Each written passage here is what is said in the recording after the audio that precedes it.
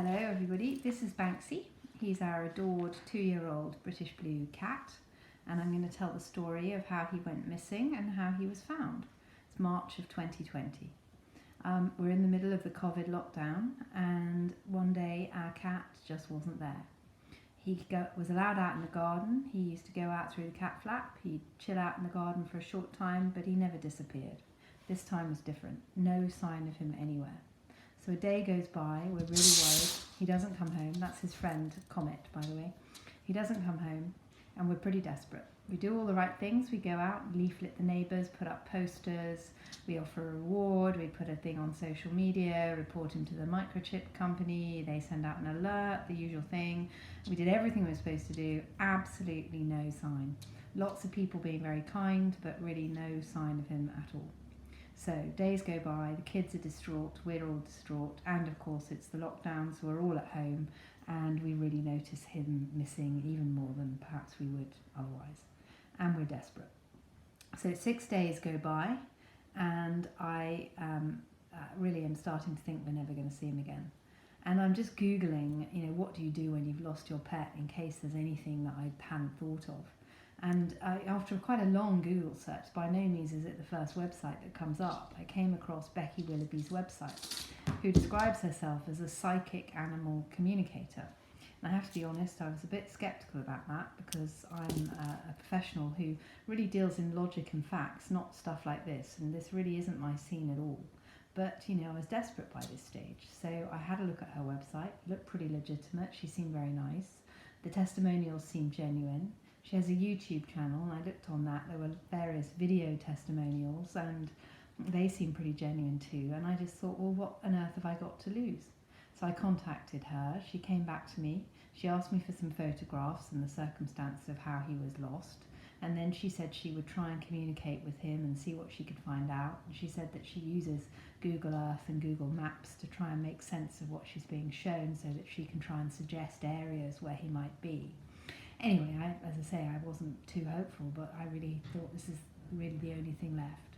So she said she would do the communication tomorrow evening. She did, and then she rang me, and she gave me various bits of information. Firstly, she said he wasn't dead. Secondly, she said he hadn't been stolen. And the third thing she said was that he had crossed the road. He'd told her that he'd crossed the road. She'd asked him, and he'd said he had. And then he showed her various things, including a pub, and a block of flats and a bakery underneath it, and roads running round near there. And she said, I keep seeing some large, what look like dark garage doors, and he keeps telling me that he's trapped and he can't get out. So she said, I think you need to go out and look. She'd looked on Google Maps, and she said, there's a pub near you, what looks to be like a block of flats and what looks to be like a bakery. Go out and look in that area first, see what you find, let me know, and if nothing happens, I'll have another go. So we went straight out. I said to my other half, right, get your coat on, we're going out. We went out. It was about 10 o'clock at night, COVID lockdown, so no one around, which I think in the end helped in a way. So we walked around the area, she said, looked all around the pub, no sign. We found the block of flats, the disused bakery. We looked all around there. We were calling his name. We couldn't find him. We couldn't find anything that corresponded with what she'd said. So we, he just moved, so I'm getting up. So I looked across the road, and running behind the pub was a little road called Windmill Mews, which was one of the roads that she had suggested we look at. I'd never seen this little road before, and I'd certainly never been down it, but we went down it calling his name, and suddenly we heard him crying for us. And we were just rooted to the spot in shock.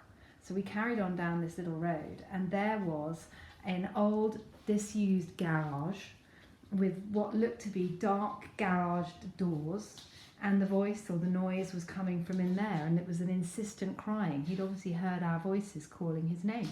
So we went up to this garage. It was covered in sort of dead furniture and bits of wood and God knows what else. No one had obviously been in or out of it for a long time. And above the garage doors were some like a wooden flap, and a very heavy wooden flap, and the crying was coming from just behind the flap. So we managed to push this flap open, and there was our cat. He was thinner, a lot thinner, as you'd expect, but as you can see, he's quite a big cat, so he could probably afford to lose it. And he was a bit thirsty, although other than that, he looked in pretty good nick, to be honest. And we grabbed him, and my partner cuddled him, and he was just obviously desperately pleased to be found. We took him home.